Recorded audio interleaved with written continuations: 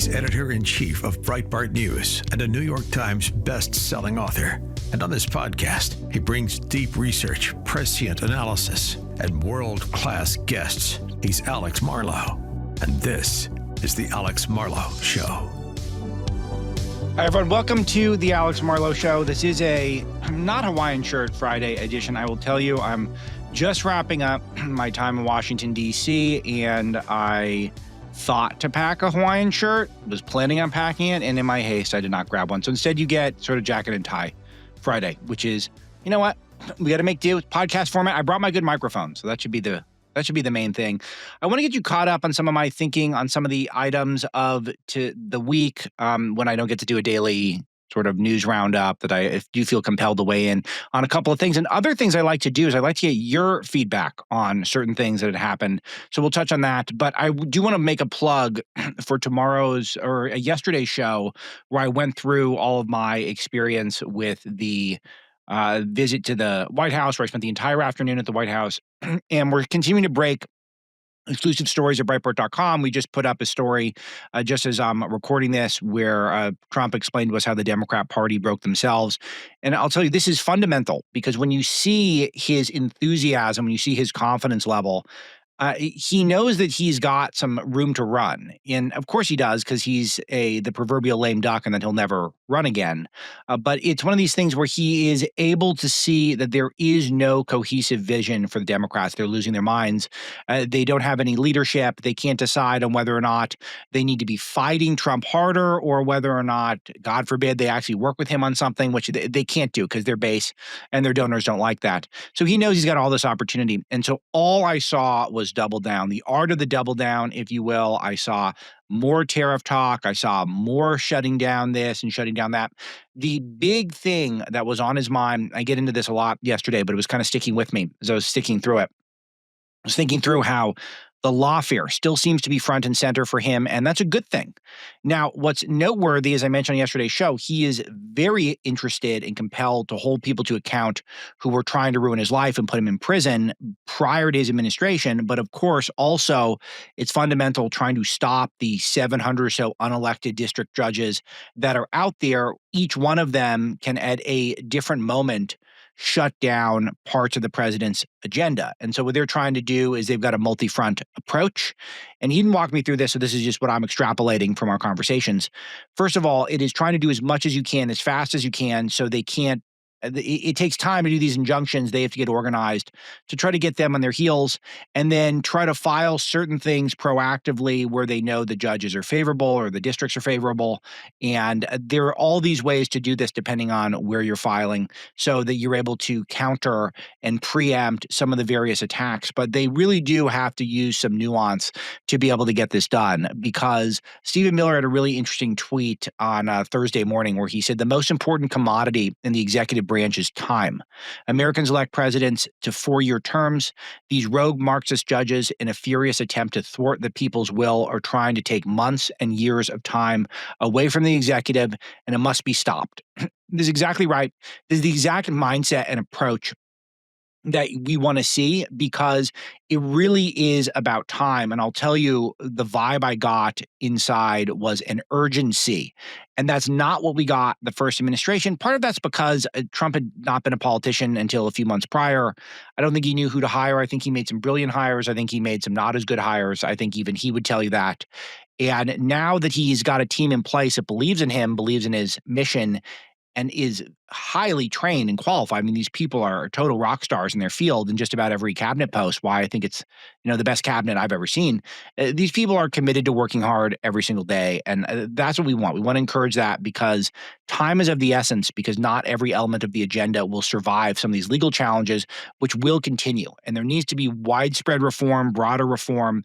And what that's going to look like, I don't think anyone knows yet, because I think we would have seen it by now if it was a sure thing. So keeping an eye on that space is crucial. And I'll tell you, that is where a lot of the president's focus is at this time, and for good reason, because that is the same apparatus, the same superstructure that was a threat to his life in between his two administrations is now the greatest threat to his administration. I'll tell you what's not the greatest threat to his administration. It is this guy. saying on my phone, I don't know, some of you know this on the iPhone, they've got that little stock app. I added Tesla to it to give me a little boost during the day. 225 and dropping. So,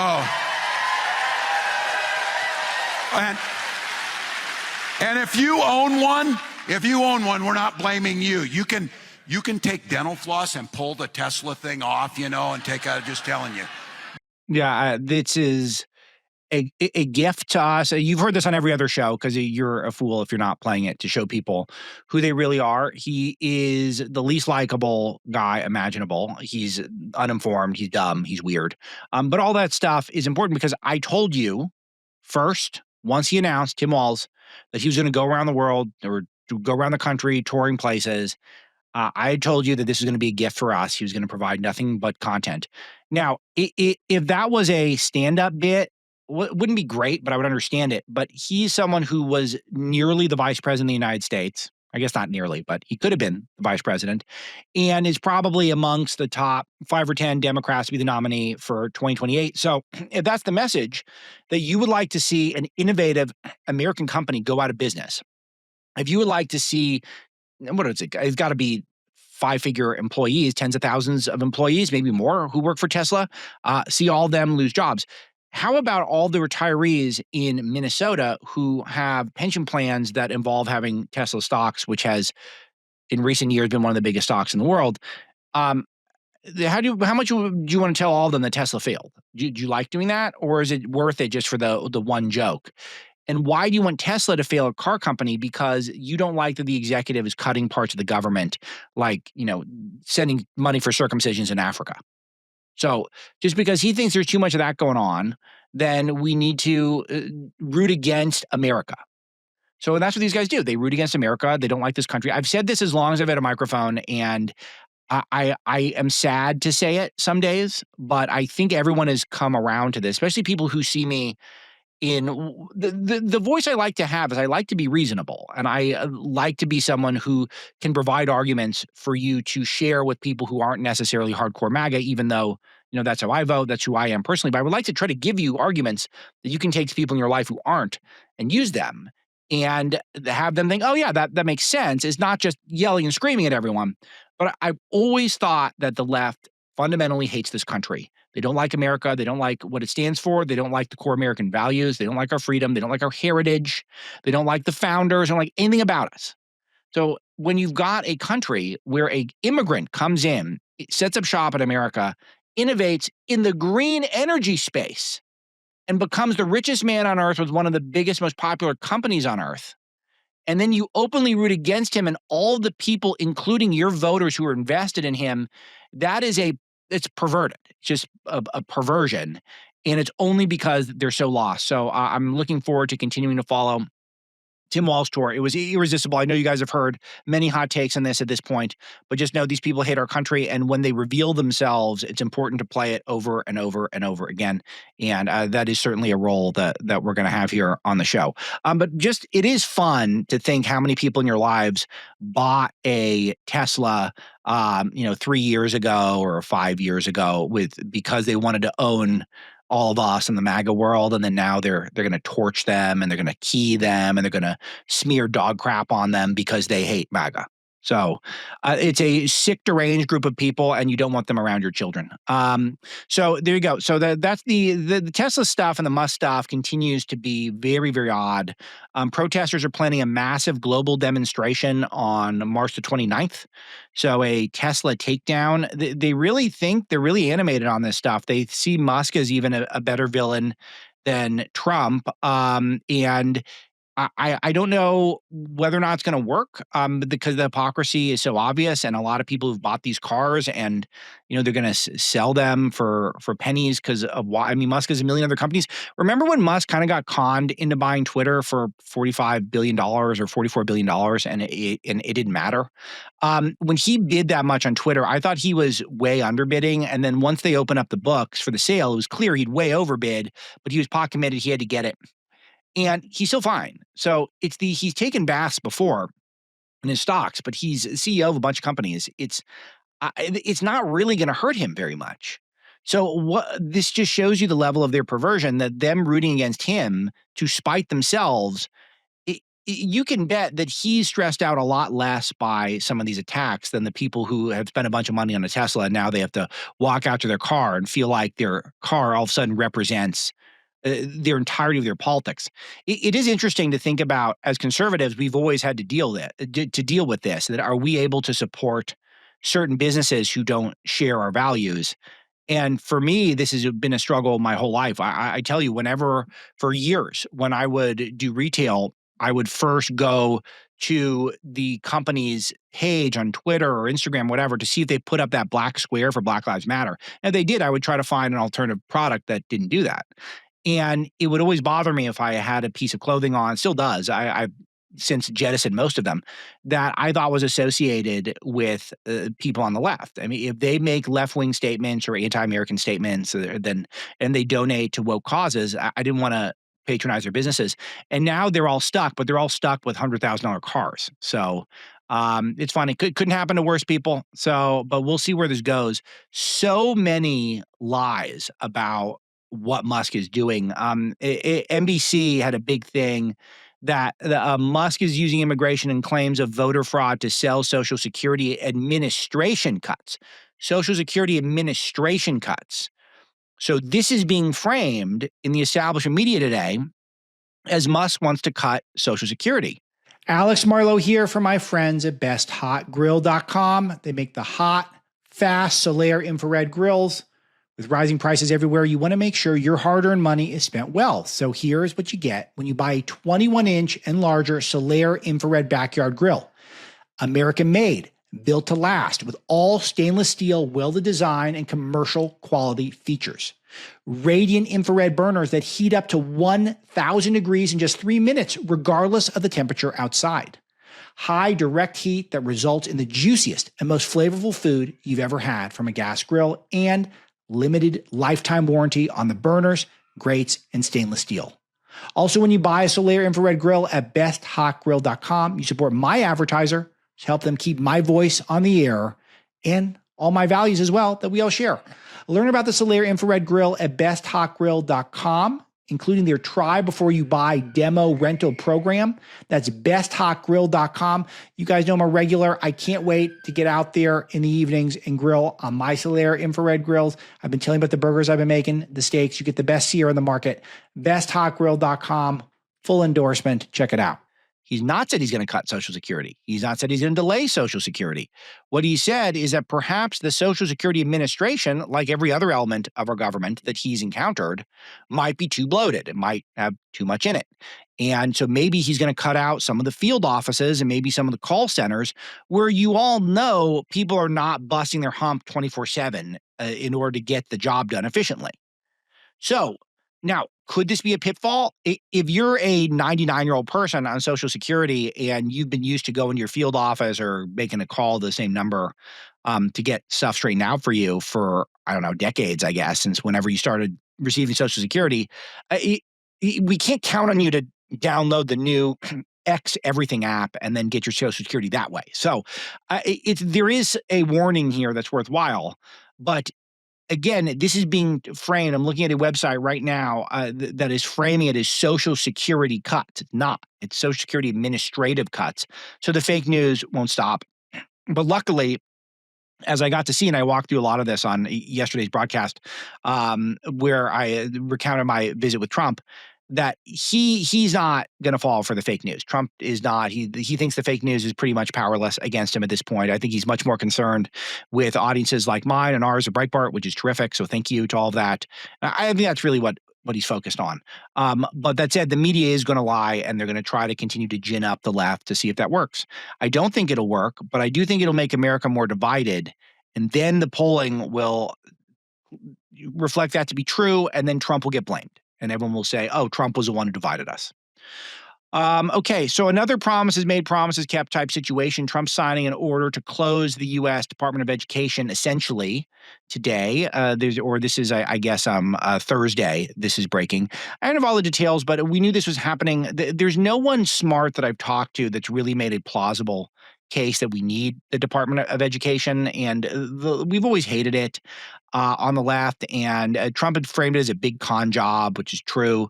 So he says we're taking all the necessary steps to facilitate the closure of the Department of Education, return education authorities to the states, and it should even go more local than that. It should go really to the families and the schools, the communities.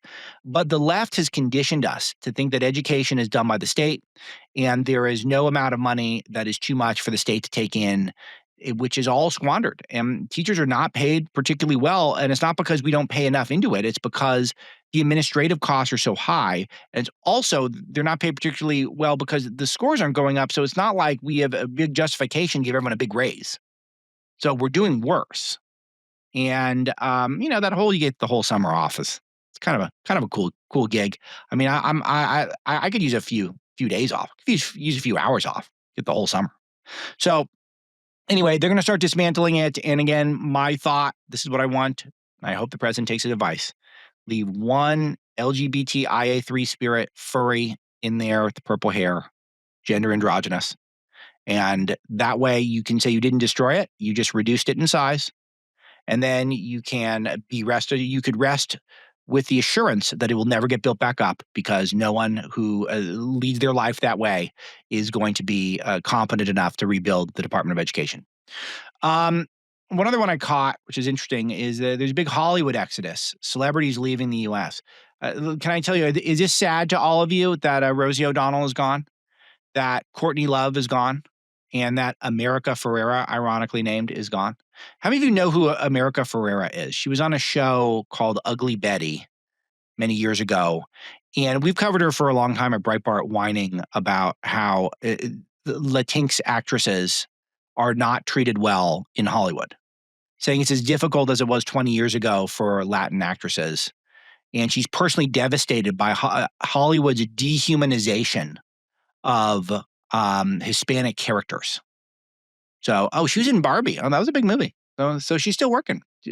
Anyway, but they're going to leave the country. Someone named America leaving the country. It's the left is the ones who divide. It's another one where this shouldn't even be an 80-20 issue. This should be one of those 95-5 issues where the left has just ceded patriotism to us, that bald eagle and the American flag, these are seen as now conservative symbols.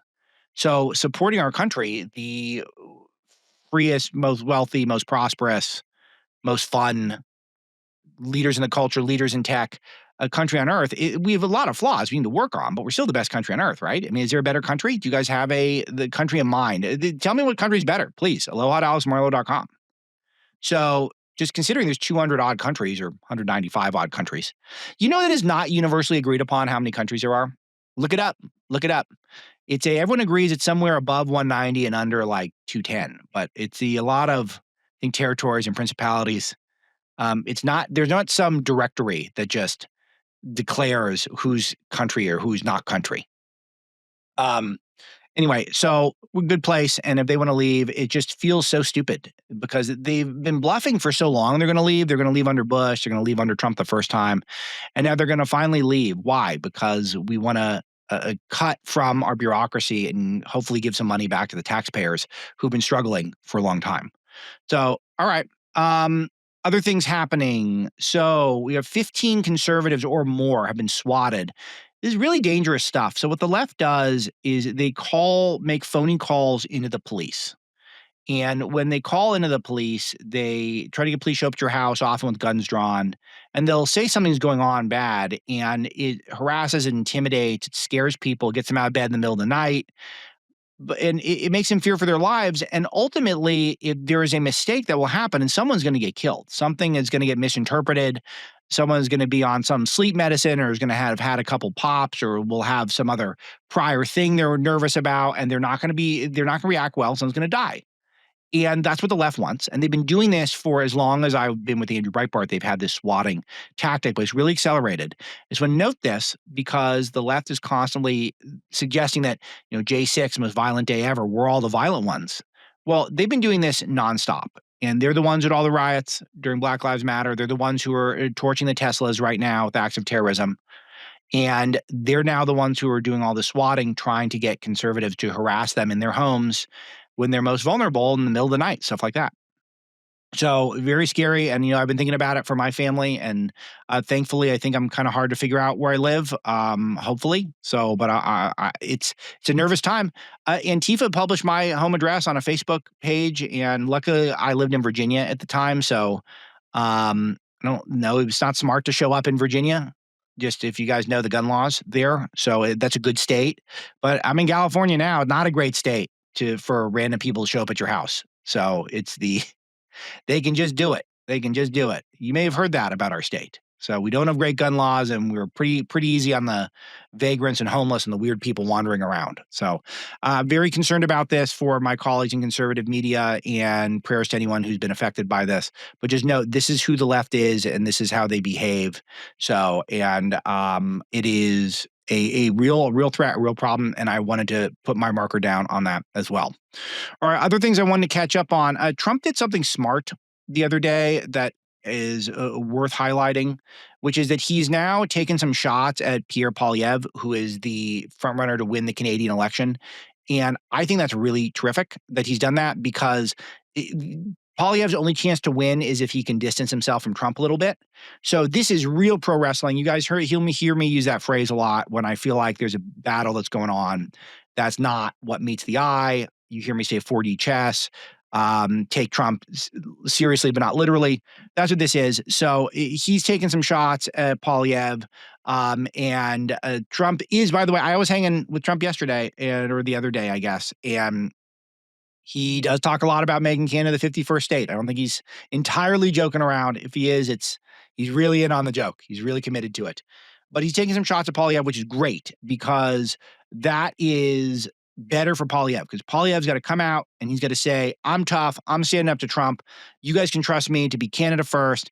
And that can maybe claw back some of the support, because we are on a knife's edge coming up in the Canada election. When is the Canada election? I always forget this. Is it all the way in October? Is that when they're going to do this? Or is it sooner than that?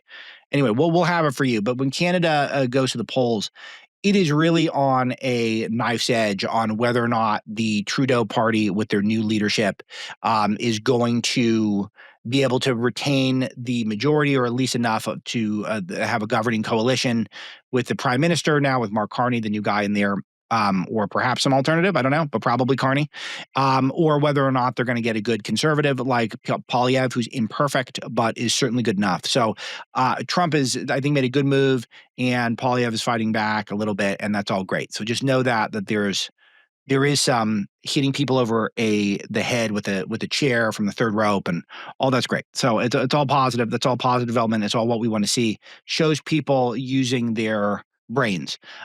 Here is Mark Carney. So if Canada doesn't get Poilievre, this is the guy they're going to get. Check this out. You will have a call with President Trump in the coming days. What are your expectations for the president in that call?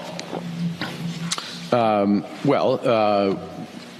think, let me say a few things. The first is that the President of the United States, the Prime Minister of Canada, but certainly the President of the United States, has many responsibilities, and there are many issues. I can think of many geostrategic issues that... Okay, so far we're 30 seconds into this answer. What is this outfit he's wearing? Is he at some university? This is defending the North, but he's got a very strange hood on, and it's just strange ceremonial garb. No disrespect if there's some legitimate thing here, but I don't know what this is. Very odd. But so far, he's smacked his lips a bunch of times and said, a lot of geostrategic, a lot of good stuff. I'm going to talk about stuff. So this guy is a total idiot, and Canada can do better. But I'll play it from the beginning so you can enjoy them saying nothing and lip smacking stuff. You will have a call with President Trump in the coming days. What are your expectations for the president in that call? I think, let me say a few things. The first is that the President of the United States, the Prime Minister of Canada, but certainly the President of the United States, has many responsibilities, and there are many issues. I can think of many geostrategic issues that the President is helping to lead on. So I like to insult politicians for when they only do platitudes, when they're Prime Minister platitude. We're not even getting the platitudes here because he can't form a half a sentence. He can't form a clause. So I'm not saying everyone has to be Cicero or William Jennings Bryan if you want to be a public official, but we're in a communication age and you got to do better than this. Wouldn't you say? You can think of events most recently with respect to the Houthis and all the way through to trade and other aspects. So there's a wide range of issues to be discussed when we do connect. With respect to trade, I look forward to, at the appropriate time, having a discussion as to sovereign nations that is comprehensive, not targeted at one issue. Yeah, no, comprehensive with the Houthis and maybe trade and comprehensive strategic deal. This is important to hear, because if you were in a beauty pageant and you are a 19-year-old trying to win Miss Teen USA or whatever, for the great state of Canada, the 51st state, you tried to win it, and that was your answer, it would go viral online for your stupidity and your ignorance. And that's the guy who's the Prime Minister of Canada, never won a single election. And that's where he is. He makes the people like, Jasmine Crockett seem like a genius. Let's hear what Crockett's up to these days. We got our Crockett Rocket, our Jasmine Crockett special clip. Misty is dutifully pulled for me. Let's see what she's up to.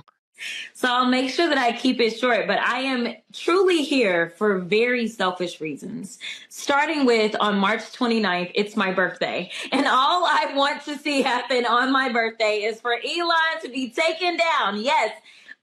Listen, I have learned as I serve on the Doge Oversight Committee that there is only one language that the people that are in charge understand right now. And that language is money. And so I've been so proud to see us organized behind a cause. Yeah, she is so great. Man, that is a great birthday present. Yeah, take down Musk for Jasmine Crockett's birthday. Could you imagine showing up at a PTA meeting at your school or in the pickup line and talking to other parents and you know what I'm doing for Jasmine Crockett's birthday? I'm going to take down Musk. They would look at you like you were an idiot, but it feels like she's serious here. She would like that. I don't know what she wants you to do, but I guess it's this protest thing that we were talking about where everyone's going to show up on the 29th or whatever to do global demonstrations of Musk takedown. I'm looking forward to it. It's on a weekend though. I wish it was on a weekday. I think it's on a weekend. Yeah, maybe it's a Saturday or something like that. I would like to see it.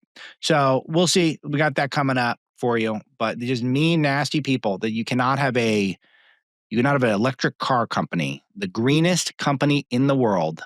We were promised for decades that fossil fuel usage was the single greatest threat to the United States of America. And because Musk is trying to cut the government, now all of a sudden we hate fossil fuels so much, we're going to take precious weekend times. Guys, you only got so many Saturdays in your life. Spend them wisely. And this is not celebrating Jasmine Crockett's birthday by protesting Musk. Not how I would do it. So, and she's so happy about it. So fun. Gosh, it's fun. They're really fun people. You can see it. Mark Carney seems like a fun guy.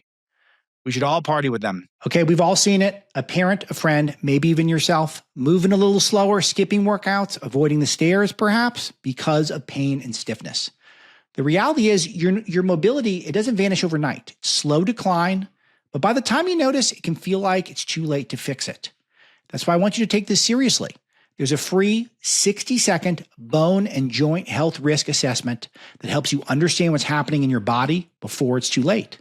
In less than a minute, you can get a personalized score with real steps that you can take to stay active, strong, independent. This is one thing you'll wish you did sooner. You can take the quiz now. Go to juvent.com/Marlow. That's JUVENT.com/Marlow, because your future mobility depends on what you do today. Okay, so JFK Files came out, and thus far we haven't seen anything, have we? So this is where I need you. Aloha at alexmarlow.com. Tell me your takeaways. It is, I've learned from the X platform that apparently was the Jews. It was the Jews who took out JFK.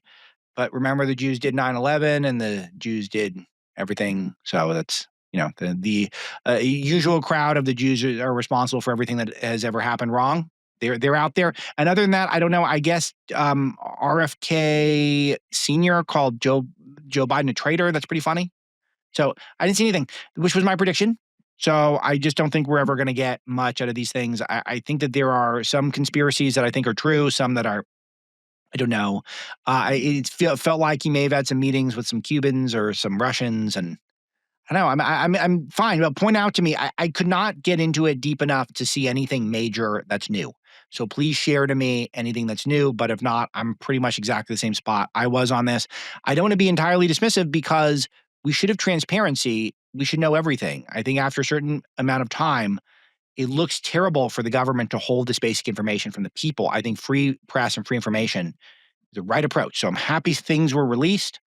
It was, I brought it up, or Boyle brought it up when I was with the president, did everything come out? And there are some people who are saying there were some things held back, and Trump was very dismissive of that. He said, no, it was just some people's names who are still alive. So Trump is saying everything's out. So that's it. That's the take. So there's nothing held back. So what do we get out of it? I don't have a great answer. So I'm asking you, the audience, to give me what you know. So I'm curious. The astronauts returned to Earth. I will touch on that briefly. They were stuck in the International Space Station for over 9 months. They're supposed to be up there for a week, and completely dangerous. You guys know that this is a free little plug for my friends at Juvent, the Juvent platform, where the whole technology was developed because these astronauts have these huge bone density loss, and they were using these to re-stimulate bone health. That people had those micro impact platforms. So you guys can check that out. I recommend the product for you, especially if you're getting older, especially you're losing some bone density yourself. But when you have to be up there 8 days and you're forced to be up there for 9 months, it's just absolutely evil. And Joe Biden did it purely for political purposes. I've seen no pushback on this. It's what Musk says. It totally adds up that these people were left up there specifically to get, because Joe Biden didn't want to make Elon Musk look good. That's it. That's why they were left up there, stranded in outer space. So it's like a horror movie. You could literally set that up as a horror movie where you go into outer space, and because of some evil president who didn't want to make some heroic tech genius look good, they would leave you in outer space essentially to die. So luckily Trump won and they got him down. But just imagine just someone playing with your life like that. All right, that's all I wanted to catch up on. Now we get to have some fun now. I got a couple of fun items I want to share with you. JD Vance was on Vince Colonnase's show. Vince is a good talk show host. I think he's on Rumble now. And he was asked what he's doing differently than Kamala Harris. And he said, I don't have 4 shots of vodka before every meeting. It's a good quote from JD. So suggesting Kamala Harris might have a little bit of a drinking problem, which is been rumored. Maybe even alluded to on the show, perhaps. But I think that there's something even more clever here that Vance did. Vance said Kamala does 4 shots of vodka before every meeting. Now, here's where I think Vance is being very clever. Vance has just given himself the green light to have 3 shots of vodka before any of his meetings, and he could say, at least I'm better than Kamala. I only had 3 shots. So Vance has just opened himself up to having a real pre-end going on. That's why we're doing the show today. We're doing it on the pre-end, which is, that's that window between late Thursday, early Friday, not quite the weekend, but almost as good. The anticipation's high. It's tempting, but just don't go to 4 shots. Then you're as bad as Kamala, but you can go to 3. That's what Vance is really saying here. So I like that quote. Let's see. We got Jesse Waters being mocked over his 5 rules for men. Okay, so I want your take on this. So Waters has got 5 rules for men. And men and women can weigh in on this. Aloha at alexmarlow.com. Tell me if you agree with Waters' take on the 5 rules that he's got, because this is pretty clever. It's pretty fun. So the first thing he says is, for men, you don't eat soup in public. Okay, I've never thought of this because I like soup. I do mostly eat it in private. It is, the slurping thing is weird. I never thought it wasn't masculine to eat soup. Though I have to say, those of you who have been with me for a long time, you'll remember the reference. Pat Caddell, who we call the Oracle of Breitbart, he was a daily guest on my radio show in the run-up to the 2016 election on Breitbart News Daily. And he was one of the smartest political minds in the last really century in this country. And he actually got his start with Joe Biden, which is an amazing serendipitous thing that I would go on to write a book about Joe Biden. But he's a true genius, but he was a real populist, a populist Democrat who was coming over the Trump side very early and understanding Trump's populist message. But Pat was also sort of a mess on a physical standpoint. And I had a meal with him once, and he did something that I've never seen another human do, which was so epic. He ate 2 bowls of soup at the meal. I've never seen anyone do that. A soup appetizer course, soup first course, and a soup main course. Never seen that done. First time ever. It wasn't even a soup sampler. It was just like I'm gonna take this soup, then I'm gonna take that soup. And watching Pat eat back-to-back soups, it makes me think Waters might be onto something. So all I can say, I'm not gonna go there. I'm not looking to Pat. I think the world of Pat. I'm not looking to make fun of Pat. But it makes you wonder about that. Okay, so that was Waters number 1. Don't eat soup in public. I want your take. Hey, don't cross your legs. I totally disagree on this. There's some people who can pull it off, some people who can't. I think some people can cross their legs in a way that does not look effeminate. Some people do look effeminate. I think it could be a body type thing. So if you're big and strong, I don't think it works as badly. If you're small and narrow, probably doesn't look as good. He says you don't drink from a straw. Now, this has been something I'm really curious about. This is really important because you guys might know, those of you who watch the streams, I've been known to drink from a straw on the show. So I don't have a straw today or else I would do a demonstration. But he says that your lips purse, it's very effeminate. So I kind of understand this. And I've gotten some criticism from you, even people I trust who are pretty easy on me in general, have said I've got to drop the straw on the radio, on the show, because if people see me, then it's not a good look. And I got to say, I just like the straw so much. It does change the flavor.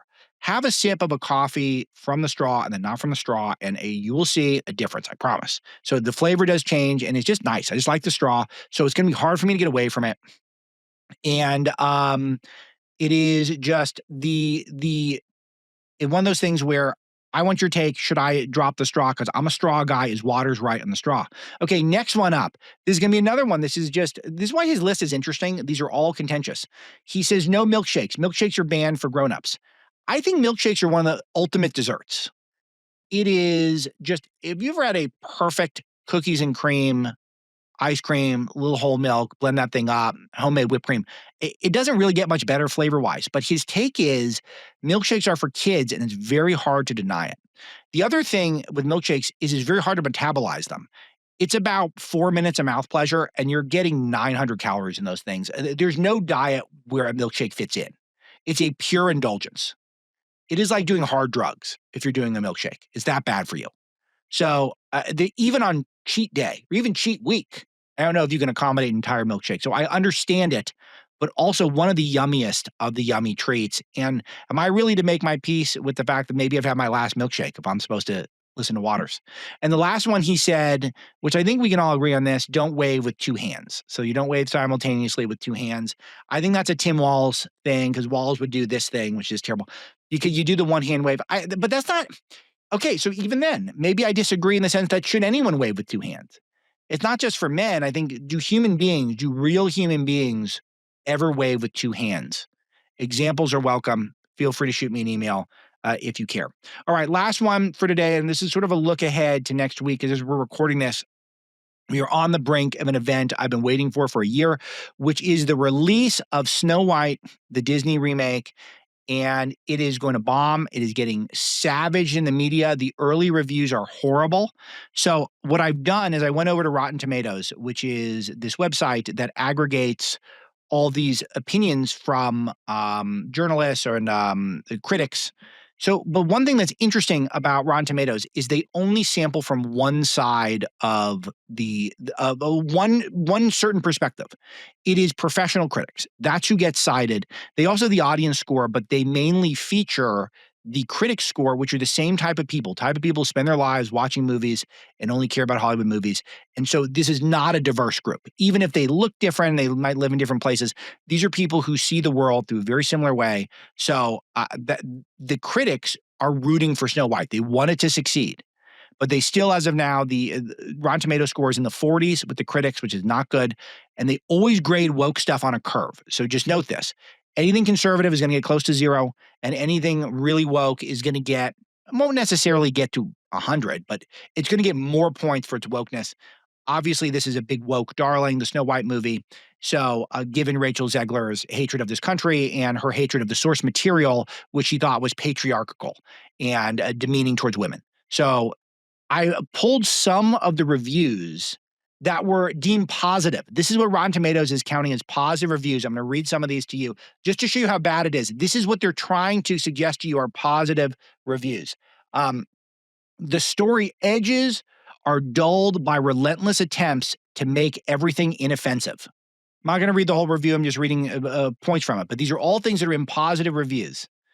While Snow White isn't particularly fun or majestic, we must accept that there's nothing wrong with reinterpreting classic tales. So it's as if we criticize anyone updating something. We don't criticize that. We criticize it because it's woke, and apparently it's not very good based on the reviews. All right, it continues. It looks scrumptious, offers tasteful depictions of the seven dwarfs, and features an outstanding turn by Rachel Zegler in its titular role, yet it remains a bit of a slog, at least for adults. So it's a slog, okay? That's a positive review. Another one.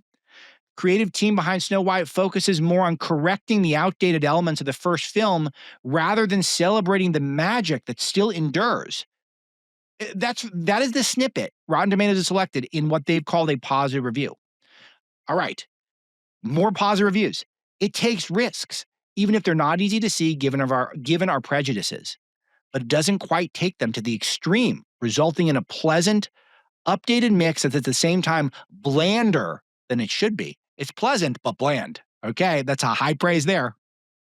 As much pre-hate, Snow White is decidedly okay. Rachel Zegler is the best thing about it, thanks to her singing talent, charm, and natural princess energy. Gal Gadot is miscast, and those dwarves really look off. So the queen is miscast, which Nolte and I have been saying for over a year, and the dwarves look off. So they redid the dwarves because they didn't want to have actual little people because they thought that was just, discriminatory or sexist or racist or some whatever woke thing. They couldn't do that. So they did the CGI, and apparently it looks terrible. And finally, director Mark Webb manages a balance between Snow White's new and old elements, but despite Rachel Zegler's impressive vocal abilities, some lively choreography, and vibrant set design, the result is more ho-hum than hi-ho. And they labeled that positive. It's ho-hum. It's not hi-ho. So people hate this thing, and I've been rooting heavily for it to fail.